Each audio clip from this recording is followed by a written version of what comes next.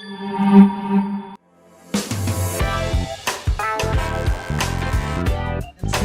selamat datang di kegiatan Selasa Sharing, Pusat Bimbingan Konseling Sekolah Santo Yakobus. Sekali, mungkin para sahabat Yakobian juga bertanya-tanya.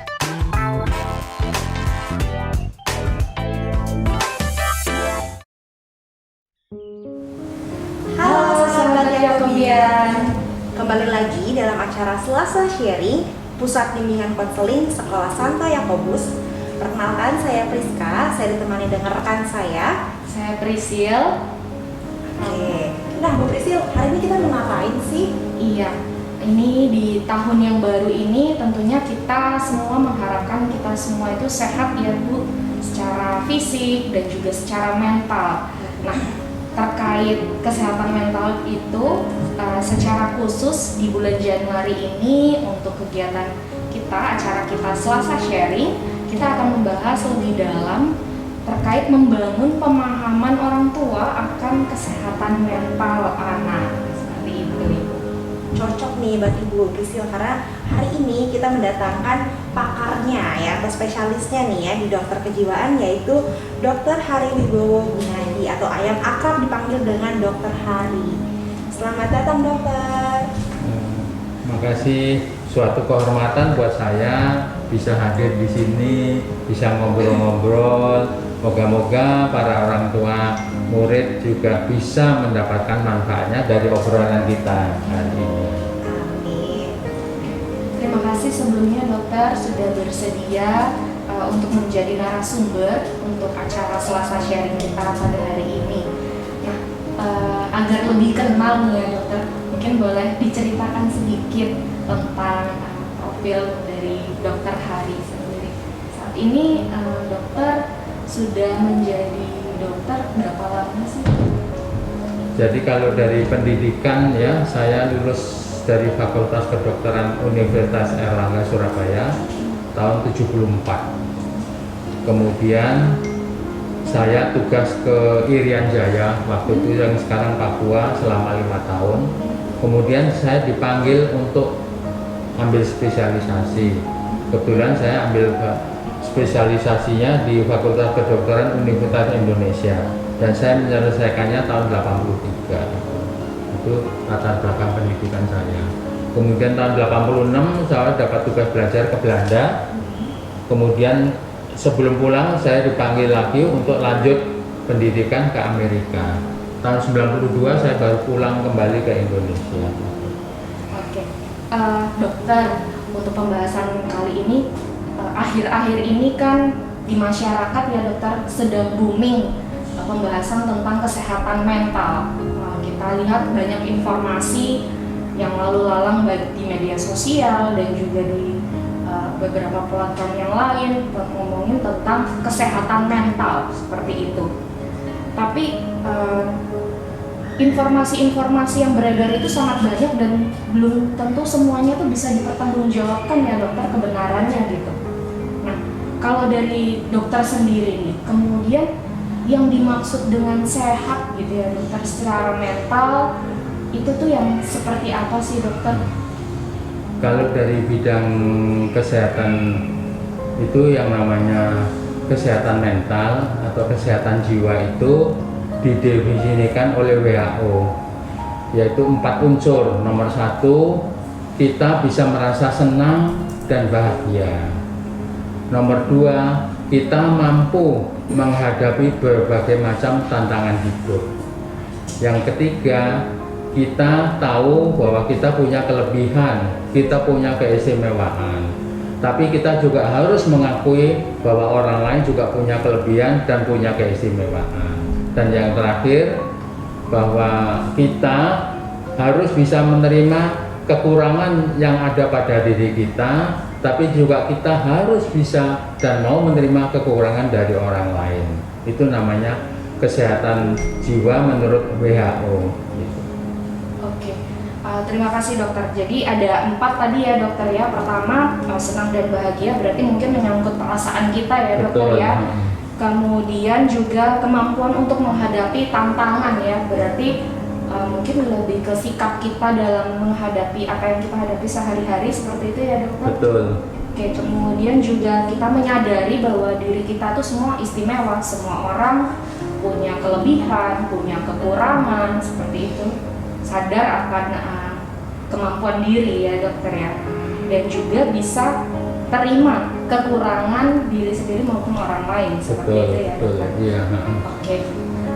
Lalu dokter, karena kita di sini terkait dengan pendidikan, kami di sini punya siswa mulai dari TK sampai dengan SMA nih dokter.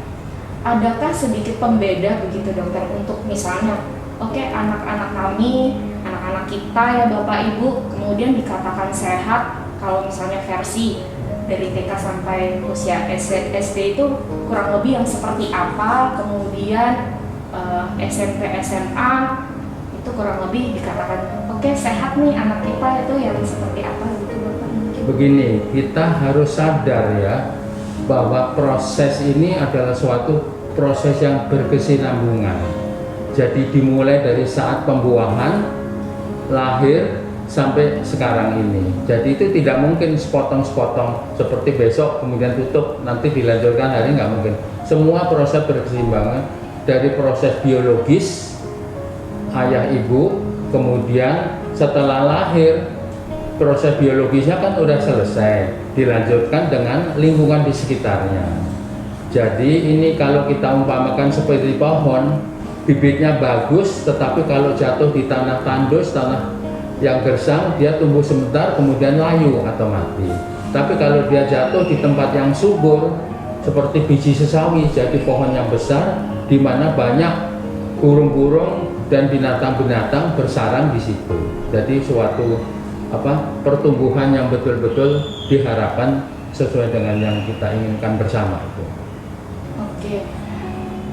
Kalau tadi dari dokter berarti sebenarnya mau dari usia TK sampai dengan usia SMA, asal didukung dengan yang pertama tadi mungkin mirip perkataan di Alkitab ya dokter. Betul. Ya.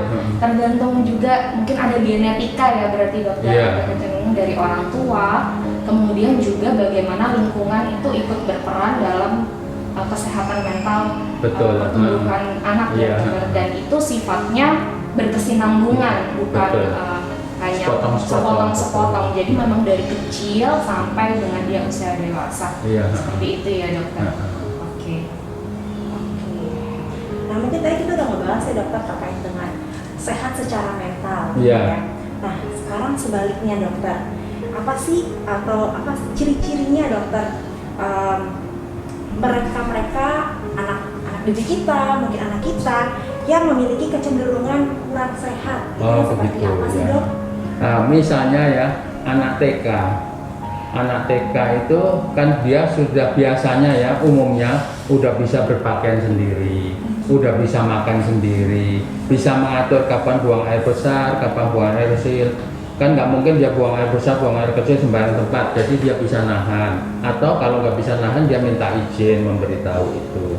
Kemudian pada anak-anak TK ini biasanya dia udah tidak mudah menangis, jadi dia lebih bisa menahan ledakan-ledakan emosinya itu. Kemudian dia bisa mengucapkan kata-kata atau huruf dengan jelas. Karena itu pada saat dia mulai belajar bicara, kita harus memberikan pelajaran yang sesungguhnya, yang baiknya.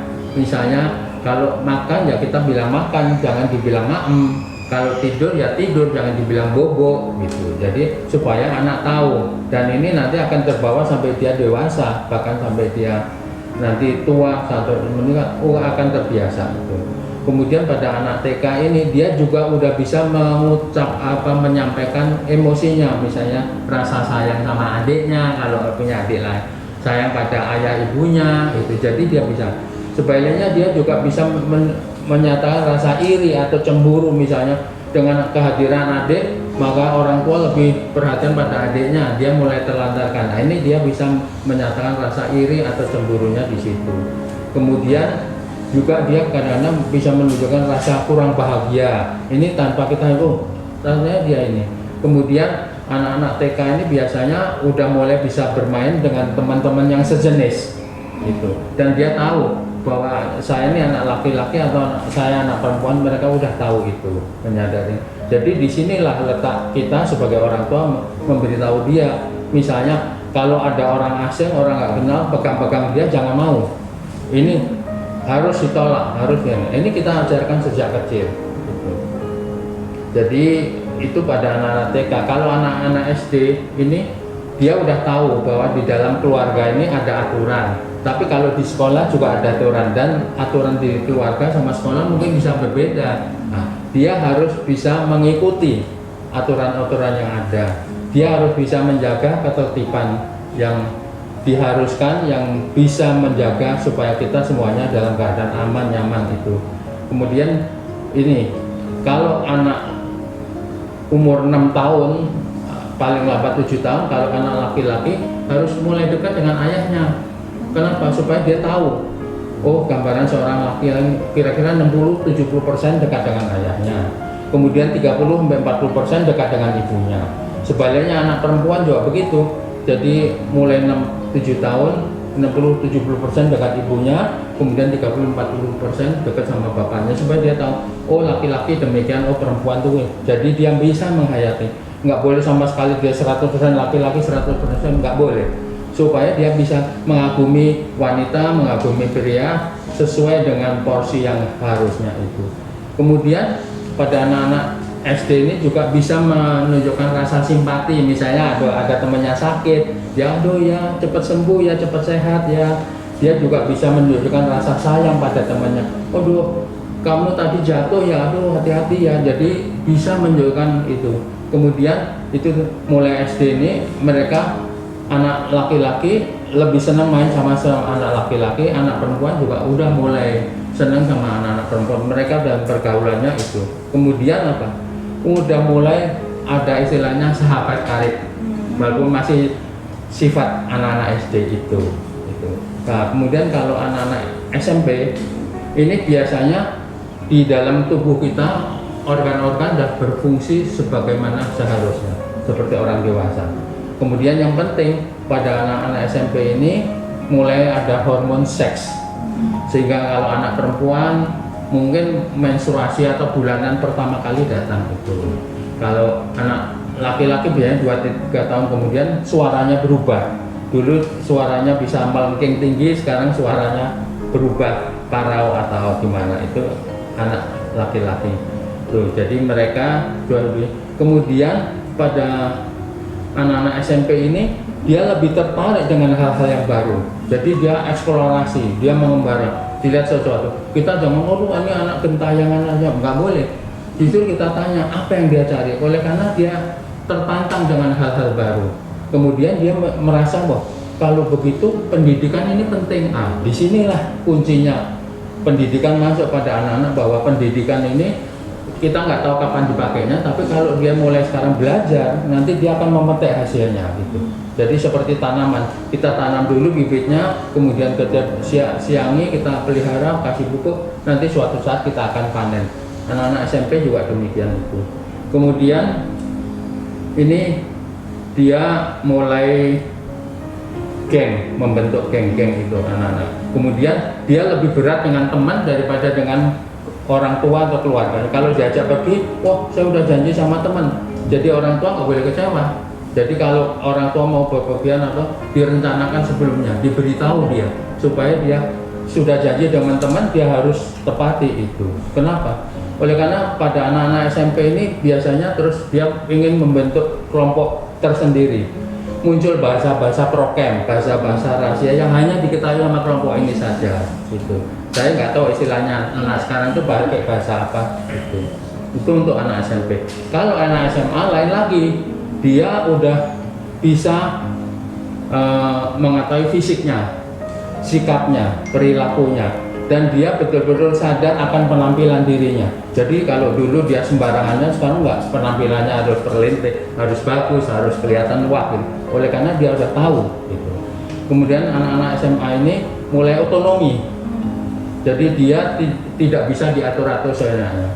Nah, kalau masih SMP, dia udah bisa belajar ambil keputusan, tapi bukan mutlak, masih bisa diajak tawar-menawar. Tapi kalau SMA susah. Kemudian anak-anak SMA ini kritis ya. Jadi kalau ada sesuatu di rumah aturan atau suasana nggak ini dia kritik. Kalau di sekolah demikian juga, maka tugas dari guru kalau ada kritikan jangan marah. Justru kita terima kasih ada umpan balik sehingga apa? Kita yang dulunya melihat sesuatu itu kita betul, tahu ada anak atau ada siswa yang memberitahu gini, oh ya. Seperti kalau kita melihat punggung kita susah, kita melihat punggungnya orang lain gampang. Nah, kritikan atau masukan ini harus kita lihat secara positif. Jangan langsung anak dikucilkan, wah ini anak cerewet merusak suasana kelas, keluarkan saja nggak boleh. Itu yang. Wah, penjelasannya Kompleks banget banget, ya betul. Bu Rizka ya. Kalau tadi kan dokter sudah jelaskan mulai dari yang usia TK sampai dengan yang usia SMA. Kalau kita mungkin sebagai guru karena mengajarnya per tingkat, mungkin lebih lihatnya per ini ya, per sepotong-sepotong. Tapi kalau untuk orang tua, karena pembimbingannya mulai dari kecil kemudian sampai usia dewasa, nah ini catatannya banyak sekali ya tadi dari dokter ya. Kalau boleh saya simpulkan beberapa hal, berarti untuk usia-usia yang waktu masih TK sampai SD itu mereka di situ mulai belajar kemandirian yang sederhana ya dokter ya, pakai baju sendiri, dipakai sepatu sendiri, kemudian mulai agak berani dilepas tapi juga tetap kembali dalam bimbingan seperti itu. Kemudian juga kemampuan verbalnya ya dokter ya, kemampuan berbicara. Tadi dokter memberikan banyak pesan terkait bagaimana menggunakan kata-kata yang tepat sesuai dengan penggunaannya ya. Begitu. Jadi kalau tadi seperti mama mungkin ya maunya makan, nah kita jangan ikuti berarti ya dokter ya. Kita tetap arahkan ke pengucapan yang benar seperti itu ya. Kemudian juga ada perkembangan emosinya anak, bagaimana dia mulai punya rasa simpati, kasih kepada teman, kepedulian. Jadi sudah tidak terlalu soliter gitu ya dokter ya. Kalau bermain mulai ada teman mainnya. Kalau sebelumnya mungkin di usia yang lebih kecil masih mainnya sendirian gitu ya dokter. Kemudian bermainnya tapi masih homogen. Jadi ketemunya kalau yang perempuan dengan yang perempuan, yang laki-laki juga dengan yang laki-laki, seperti itu. Dan tadi ada catatan penting dari dokter khususnya untuk usia kisaran 6-7 tahun, bahwa kedekatan anak itu penting dibangun sesuai dengan gender orang tuanya ya dokter ya. Betul. Agar mereka lebih memahami kemudian oke, aku sebagai laki-laki atau aku sebagai perempuan gitu ya. Mungkin ini catatan yang tambahan yang sangat penting. Kemudian juga ada konsep-konsep aturan ya dokter ya. Dan kalau saya lihat bagaimana mengatur pola dirinya. Kemudian untuk yang di usia sudah mulai tambah dewasa, di SMP, perkembangan seksualnya mulai muncul. Jadi mungkin Bapak Ibu jangan terlalu kaget kalau misalnya anak-anaknya karena perubahan hormon kemudian sikapnya mungkin agak berubah gitu. Betul, ya dokter ya. Oke. Kemudian juga mereka akan banyak eksplorasi, bertemannya juga mulai dengan yang lawan jenis. Nah ini mungkin Bapak Ibu kalau misalnya menjaga sudah nggak bisa seperti waktu masih SD, waktu masih TK, tapi juga dari kepercayaan mungkin ya dokter ya. Kemudian juga peduli sama penampilannya, mereka mulai otonomi, semakin dewasa, semakin kritis cara berpikirnya. Jadi itu tadi beberapa ciri-ciri yang mungkin kalau Bapak Ibu mendapati, mungkin nggak usah terlalu khawatir begitu ya dokternya, karena itu masih dalam konteks ciri yang memang sehat, memang seperti itulah perkembangannya. Kalau di dalam ada gejolak-gejolak itu wajar ya dokter ya. Oke. Terima kasih. Oke. Nah, tadi kan sebenarnya dokter udah banyak banget ngebahas ya, Bu Priscil dan juga dokter. Kalau gangguan kesehatan mental itu, kalau yang saya tangkap itu bisa dilihat dari 3 hal. Dari apakah sesuai dengan tahap perkembangannya, pengenalan emosinya, dan juga bagaimana dengan lingkungannya. Iya. Nah, kalau gitu dokter, apa sih faktor penyebab terjadinya gangguan kesehatan mental, baik itu untuk anak-anak maupun untuk remaja? Jadi faktor-faktor ini ya dua faktor saja. Yang satu faktor biologis atau genetika dari ayah ibunya, kemudian yang kedua faktor dari lingkungan di mana dia dibesarkan atau dia berada gitu. Kalau faktor genetika, kalau dulu kan ada orang tua pesen bibit, bobot sama bebek. Jadi ini sebenarnya bagus ya. Tapi kadang-kadang zaman sekarang ya kalau kita udah saling tertarik, kita udah nggak lihat apa-apa begitu. Itu nggak apa-apa. Faktor genetika kalau memang udah bagus ya kita akan. Kemudian yang penting bahwa pada waktu hamil ibu ini udah siap atau belum. Oleh karena misalnya pada waktu hamil, saya udah hamil, baru mikir begitu aja, sifat janin di dalam rahim ibunya ini udah berubah. Nanti kalau lahir dia akan berubah, punya sifat sesuatu yang seolah-olah begitu sering mengganggu orang tua, begitu sulit diatur. Oleh karena itu tadi pemikir, kan saya udah hamil, apalagi kalau ada upaya untuk menggugurkan, ini betul-betul anaknya nanti luar biasa berubah dan susah diatur. Itu dari segi sejak dalam rahim ya, sejak masa pembuahan. Nah setelah lahir kalau bibirnya bagus tapi lingkungannya tidak mendukung, ya dia nanti tergantung pengaruh keluarga yang kuat atau pengaruh lingkungan yang kuat. Jadi kalau orang tua, ya kita tinggal di daerah kumuh, ya nggak apa-apa, kita didik dia, boleh di rumah dia tetap aturan ini, kemudian kita kasih bekal dia. Nah, misalnya ada teman begini-begini, kalau menurut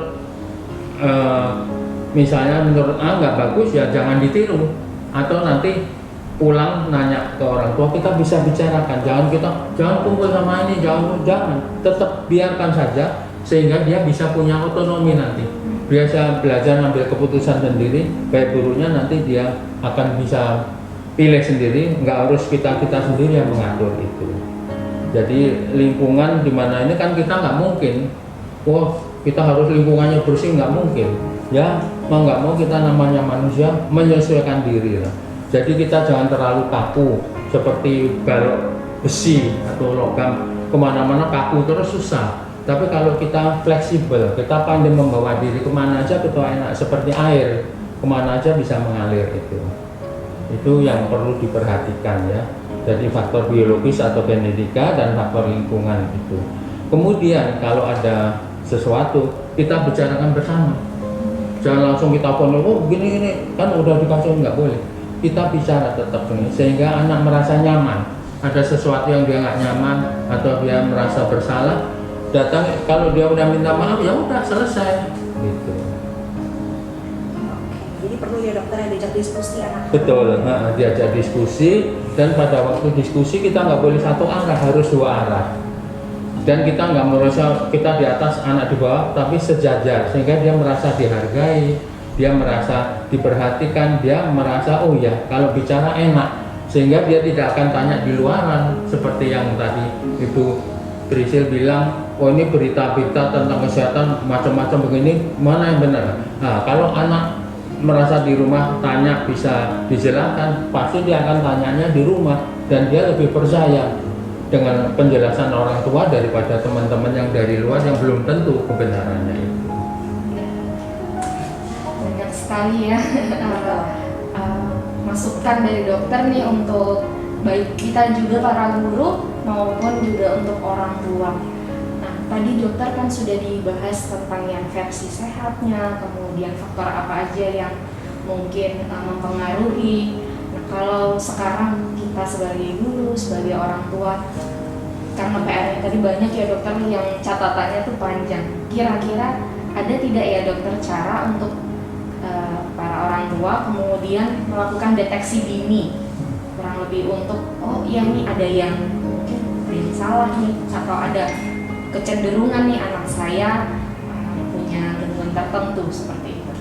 Kira-kira Deteksi dini ini adalah suatu hal yang betul-betul luar biasa bagus, dan ini kita harapkan bukan hanya orang tua tapi para pendidik ini juga. Kadang-kadang anak di rumah bagus, di sekolahnya luar biasa nakal, bikin macam-macam. Kadang-kadang di sekolahnya dia bagus, di rumahnya justru yang ini. Jadi kita nggak bisa.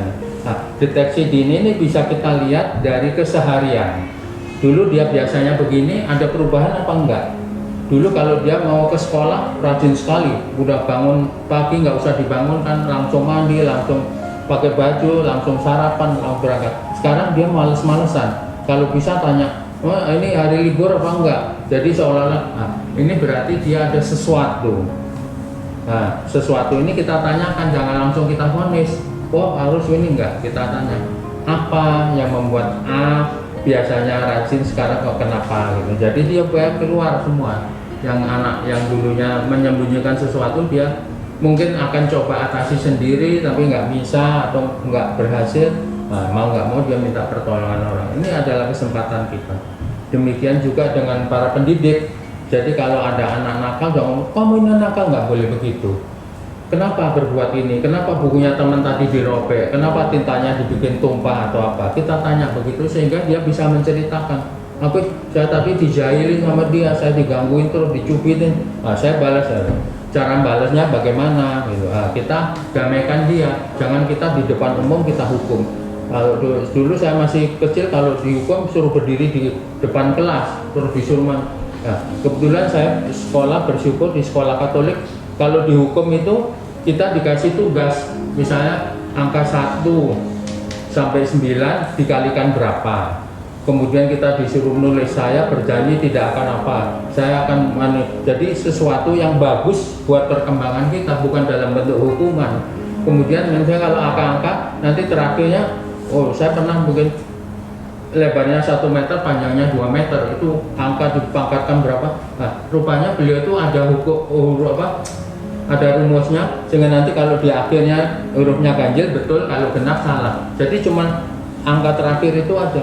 Jadi mendidik, saya pikir oh kalau gitu Bruder atau Frater ini mendidik sekali. Kita tidak dihukum asal atau hukuman fisik, ada yang tangannya dipukul atau kakinya ini, tidak. Tetapi dengan hukuman itu terus kita sadar, oh iya ya, kenapa saya melakukan ini?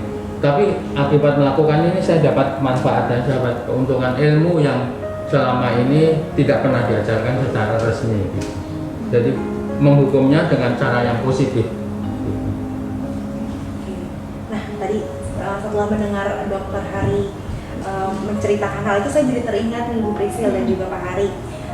Saya sebagai guru BK dan saya juga yakin guru-guru BK di Sekolah Satya Lubus sudah banyak melakukan hal-hal deteksi dini gitu ya terkait dengan gangguan kesehatan mental ini. Kalau saya boleh cerita gitu ya Dr. Hari, saya juga pernah mendapatkan anak yang dalam tanda kutip bermasalah dengan temannya. Selek gitu ya Dok ya. Yeah. Nah kemudian tindakan yang dilakukan oleh guru-guru juga tidak melakukan judgmental seperti yang tadi dokter harapkan juga ya. Tidak langsung ngejudge ini kenapa, tapi kita ajak dulu diskusi, kita ajak konseling, kita ajak ngobrol, cari masalahnya di mana. Kemudian kami juga tidak memberikan hukuman yang mungkin ada di beberapa tempat atau mungkin dulu-dulunya ya dokter sekolah-sekolah tuh kasih hukuman dengan cara hukuman fisik gitu ya. Tapi hukuman yang kita berikan adalah mengajarkan nilai-nilai grade Yakobian. Seperti contohnya God loving, mungkin diajak untuk berdoa kembali, merefleksikan diri, kemudian responsible dengan apa yang tindakannya, bagaimana dia bertindak di sekolah, kemudian juga tentunya nilai-nilai positif lainnya yang kita tanamkan kepada anak. Gitu. Dari Ibu Priscil ada mau menambahkan juga Kak kira-kira? Iya, tadi kalau dokter sampaikan kan untuk deteksi dini berarti perubahan ya dokter ya, kita mengamati dulu dari kebiasaan, kemudian adakah hal-hal yang berubah gitu ya dokter. Kalau saya pribadi dengan beberapa guru, karena kami di SMA begitu, jadi ya menerima anak itu kan pada dasarnya masuk di SMA sudah usia 15 tahun ya dokter. Nah kami juga melakukan banyak observasi, kemudian pengambilan data untuk pembimbingan kami di sekolah. Jadi itu salah satu bentuk deteksi dini yang bisa kami lakukan sebagai guru. Nah, saya yakin Bapak Ibu di rumah juga pasti melakukan hal yang sama ya. Jadi observasi, pasti orang tua itu yang paling pertama tahu kalau ada yang berubah gitu ya dari sikap anak-anak. Dan tadi terima kasih juga dokter sudah memberikan kami penguatan tentang kalaupun memang harus ada punishment-nya itu atau hukumannya itu yang sifatnya membangun. Dan itu sudah kami terapkan juga di sekolah Santo Yakobus gitu. Jadi kalaupun ada tindakan-tindakan yang mungkin melanggar peraturan dan sebagainya, itu punishment-nya arahnya memang yang membuka wawasan, kemudian kenapa seperti tadi Bu Priska sampaikan, arahnya yang membentuk tanggung jawab, kemudian arahnya juga menambah wawasan, bukan hanya sekedar hukuman yang tidak jelas seperti itu ya. Mungkin juga sebagai tambahan ya, guru-guru di sekolah Santo Yakobus juga tentunya up to date ya dengan masalah-masalah yang terkini gitu ya. Kita juga nggak tutup mata dengan kejadian atau situasi di sekitar kita, tapi tetap upgrade diri. Bisa itu dengan pelatihan, mengikuti pelatihan, ataupun juga membaca buku dan membaca berita-berita yang ada di sekitar kita gitu ya Bu. Saya sangat senang sekali tadi Ibu Priska bilang mengupdate diri. Kenapa? Oleh karena proses kehidupan kita ini dari waktu ke waktu akan berubah. Jadi kalau kita tidak menyesuaikan diri, kita berlaku seperti logam kaku, ya susah. Tapi kalau kita plastis, kita elastis, bisa lentur, bisa menyesuaikan diri, kita akan enak. Kenapa? Kalau tempo dulu kita menghitung pakai jari-jari, kemudian pakai lidi, kemudian pakai kalkulator, kemudian sekarang ada yang baru pakai HP. Jadi semuanya berkembang. Kalau kita tidak menyesuaikan diri akan ketinggalan. Jadi, HP ini pengaruhnya luar biasa. Bisa positif, bisa negatif. Aturan sebaiknya HP hanya diberikan pada anak setelah usia 14 tahun. Kemudian dikasih tahu dia penggunaan HP. Oleh karena satu hari itu kan ada 24 jam. 8 jam untuk tidur, 8 jam untuk sekolah, kemudian sisanya 8 jam untuk macam-macam, mandi, makan, istirahat, rekreasi, mainan, bikin tugas apa itu terserah. HP juga gitu, anak pegang HP boleh, nanti kalau di sana teman punya saya enggak, supaya dia tidak merasa rendah diri, tidak merasa jadi bahan ejekan dari teman, kita kasih tapi dengan catatan, pegang HP boleh jam sekian sampai jam sekian. Kemudian setelah itu sebaiknya ditaruh. Kenapa? Kalau anak main HP terus, proses sosialisasi yang harusnya berlangsung, yang harusnya terjadi berhenti.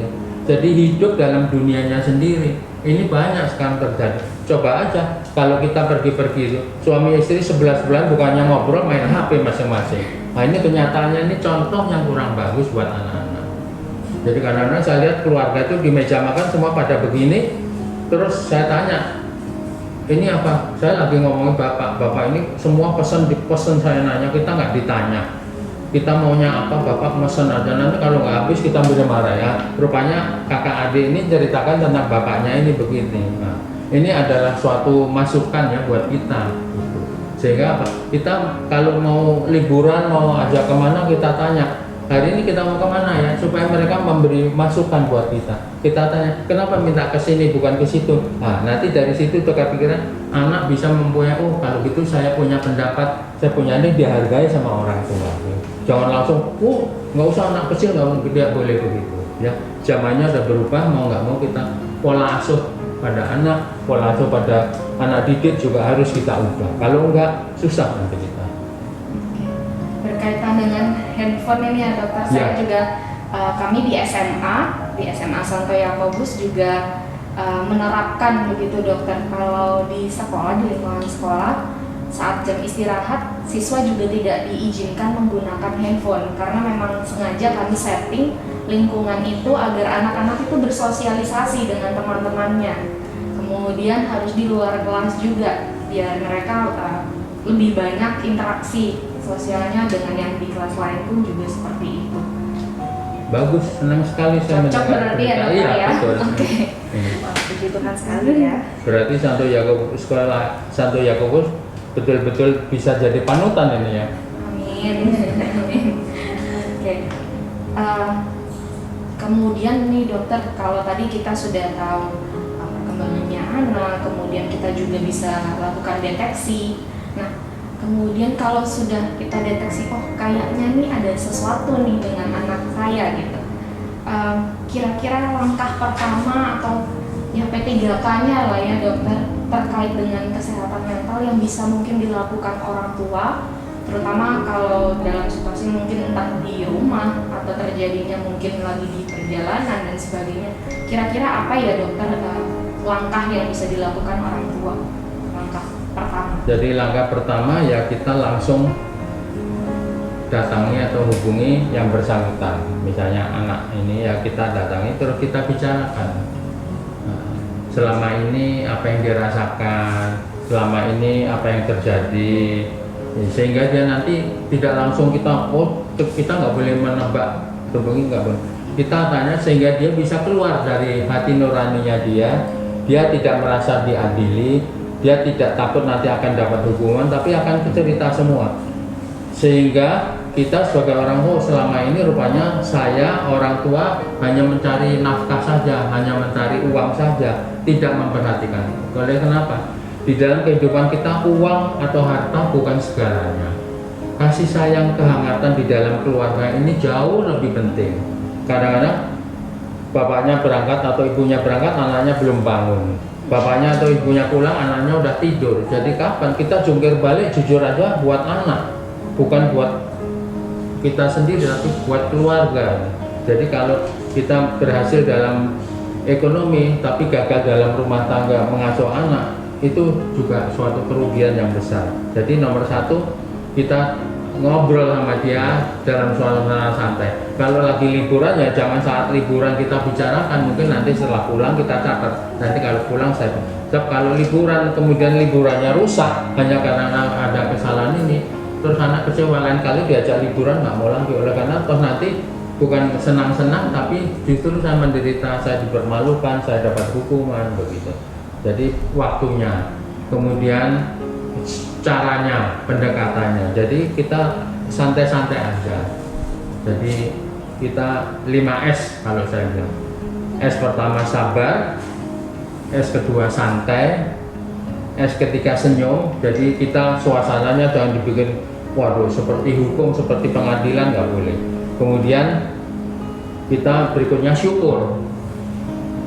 Nah, kemudian yang terakhir kita bantu dengan sembahyang atau doa. Jadi 5S ini penting. Kalau ini dijalankan biasanya semuanya akan berhasil dengan keuntungan semua pihak merasa diuntungkan, nggak ada yang dirugikan. Berarti komunikasi itu memang sangat penting ya dokter, tapi bukan hanya sekadar komunikasi, itu bukan sekadar yang bicara, tapi memang dari hati ke hati ya dokter. Betul, yang disampaikan ya kontennya. Iya. Dalam situasinya juga tersetting dengan Betul. baik ya. Iya. Itu berlaku ya dokter untuk baik anak mulai dari usia yang masih kecil, anak-anak usia TK sampai dengan yang remaja sekalipun, bentuknya sama ya Sama dokter ya. semuanya. Oke. Jadi mengenai komunikasi ini harus komunikasi dua arah. Jangan satu arah, hanya orang tua terus yang ngomong, anak nggak dikasih kesempatan. Anak-anak ngomong, orang tua nggak ada, nggak boleh. Dua arah. Komunikasi harus singkat, jelas. Kemudian kita harus ada umpan balik. Jadi hasilnya gimana? Nah, kalau selesai komunikasi kita nggak tahu hasilnya, ini ada perubahan apa enggak? Nah, kalau ini nanti anak iya cerita begini, oh iya ya, kita kasih. Saya sebagai orang tua mengucapkan terima kasih, menghargai pendapatan dia begini. Nah, lain kali kalau ada sesuatu baik gimana kalau kita bicarakan bersama dengan cara yang enak. Jadi anak tidak ragu-ragu, tidak cari sesuatu di luar rumah, tapi di dalam keluarga sendiri atau di lingkungan sekolah dengan guru BK, dengan mungkin wali kelas atau apa, itu paling luar biasa manfaatnya itu. Berarti termasuk ini ya dokter, termasuk langkah pertamanya juga mungkin bisa berkomunikasi dengan pihak sekolah ya dokter. Betul. Kalau ada yang dirasa perubahan terhadap anak gitu ya dokter ya. Untuk partner, kita sebagai guru di sekolah sebagai partner juga untuk orang tua seperti itu. Okay. Saya tidak tahu apakah zaman sekarang sekolah itu juga sekarang ngundang orang tua murid untuk ngobrol, bicara-bicara. Kalau tempo dulu selalu ada itu kita itu, sehingga ada masukan ya dari pihak keluarga gimana, dari pihak sekolah apa, sehingga nanti ada titik temu dan kita selesaikan bersama. Kebetulan kami ada series seminar parenting ya dokter. Bapak Ibu mungkin yang menyaksikan juga nanti bisa hadir di seri kita di parenting kami, bisa nanti informasinya didapat dari guru-guru di sekolah gitu. Kita udah panjang ya programnya Pak Dokter dan juga Bu Prisil. Terakhir dokter, kami mau bertanya, apa sih harapan dokter untuk para orang tua dalam pendampingan anak ataupun remaja khususnya terkait dengan masalah kesehatan mental ini? Jadi harapan saya orang tua itu jangan mengagung-agungkan keberhasilan dalam bentuk materi, misalnya kekayaan, misalnya jabatan, misalnya rumah mewah, barang mewah, itu tidak ada artinya kalau kehidupan di dalam rumah tangga, di dalam keluarga ini tidak ada kehangatan, tidak ada keharmonisan. Jadi alangkah baiknya walaupun kita hidup sederhana, rumah gubuk, rumah peot, listriknya kadang-kadang mati, kadang-kadang hidup, nggak apa-apa, tapi kalau keluarganya bahagia, ini oleh karena kebahagiaan itu datangnya dari kita sendiri, nggak ada dari orang lain, nggak ada. Rasa senang, rasa bahagia itu semua datang dari kita sendiri. Dan WHO bilang tuh, bisa merasa senang dan bahagia itu dari kita sendiri, bukan dari orang lain. Gitu. Kemudian itu tadi kita mampu mengatasi. Oleh karena tiap hari ada masalah, tiap hari ada persoalan, dan kita mampu mengatasinya ini. Kemudian dalam mengatasinya ini bukan dengan kekerasan, tapi dengan santai, dengan sabar, kita selalu syukur. Jadi kalau ada masalah, kita hadapi, kita jalani, kita nikmati, dan kita syukuri itu. Jadi jangan saling menyalahkan, kemudian lepas tangan, nggak boleh. Itu alangkah bijaknya, alangkah baiknya kalau orang tua dalam menghadapi suatu masalah bicara dengan bijak, dengan santai, dengan sabar, sehingga hasilnya juga akan sesuai dengan yang kita harapkan itu. Harapan dokter pertama adalah kedekatan internal dalam keluarganya ya. Betul. Kecil harus ada kebahagiaan gitu ya. Kemudian juga harapannya orang tua juga tahu ya cara mengatasi masalah. Tadi 5S yang sudah dokter sampaikan. Iya. Sabar, senyum, santai, syukur, dan juga sembahyang. Jadi kalau yang saya tangkap ya dokter, lingkup terkecil atau mikrosistem itu sangatlah berpengaruh sekali ya dokter ya. Luar biasa, Bu. Luar biasa ya. Oke, Bu Prisil, wah saya sih senang banget sih ngobrol Iya. sama dokter hari ini karena banyak banget saya informasi sebagai guru BK. Tentunya saya juga mengharapkan orang tua pastinya mendapatkan informasi yang berguna juga nantinya. Nah, kalau saya boleh rangkum sedikit gitu ya, Bu Prisil dan dokter, hari ini atau sesi ini kita sudah membahas banyak hal, mulai dari apa sih itu sehat secara mental gitu ya. Kalau tadi dokter menyampaikan dari WHO, yang sehat secara mental tuh yang pasti harus bahagia gitu ya, harus bahagia, terus dapat menghadapi tantangan-tantangan yang dialami setiap harinya. Kemudian juga tahu kelebihan kita, keistimewaan diri kita, dan yang terakhir memaklumi setiap kekurangan yang kita miliki gitu ya. Nah, begitupun sebaliknya, apa yang dirasa kurang sehat secara mental itu yang seperti apa, itu kita bisa lihat apabila terjadi perubahan-perubahan yang biasanya mungkin sebelumnya tidak pernah terjadi atau sudah pernah terjadi tapi kok rasa-rasanya sekarang mulai terlihat lebih, intensitasnya semakin banyak. Nah, itu adalah ciri-ciri atau warning-warning awal ya dokter ya. Nah, dari warning-warning tersebut kita jadi tahu ya gimana caranya, langkah-langkah apa sih yang perlu kita lakukan gitu ya. Kalau dokter menyampaikan, dan menurut saya setuju sekali gitu ya, dokter mengajak kita untuk coba deh anak-anak kita diajak ngobrol, diajak diskusi, heart to heart, dan komunikasinya 2 arah. Bu Prisil mungkin mau menambahkan sekali lagi juga? Iya, tadi banyak pesan juga tambahannya dari dokter, kemudian berkaitan dengan sabar, jadi orang tua harus yang juga santai. Saya rasa jadi orang tua itu memang sulit-sulit gampang ya dokter ya. Kalau dibilang gampang enggak, dibilang sulit banget juga enggak. Tapi bagaimana bahwa kita tuh sebenarnya bisa kok mengatasi masalah-masalah kalau kita juga melakukan kerjasama. Banyak cara, kalau hari ini sudah dapat informasi banyak dari dokter, kemudian bisa juga orang tua konsultasikan ke sekolah. Jadi Bapak Ibu yang menyaksikan tidak perlu merasa sendiri juga untuk mengatasi anak-anak. Saat ini gangguan kesehatan mental memang sedang booming, tetapi itu itu tidak akan menjadi suatu masalah yang besar selama kita bisa dapat edukasi yang tepat, kemudian kita tahu cara kemana kita harus mencari pertolongan, kemudian juga langkah-langkah apa dan pembelajaran yang kita sendiri sebagai guru dan juga orang tua harus bangun setiap hari untuk support anak-anak kita dalam menjaga kesehatan mentalnya, begitu ya dokter ya. Oke.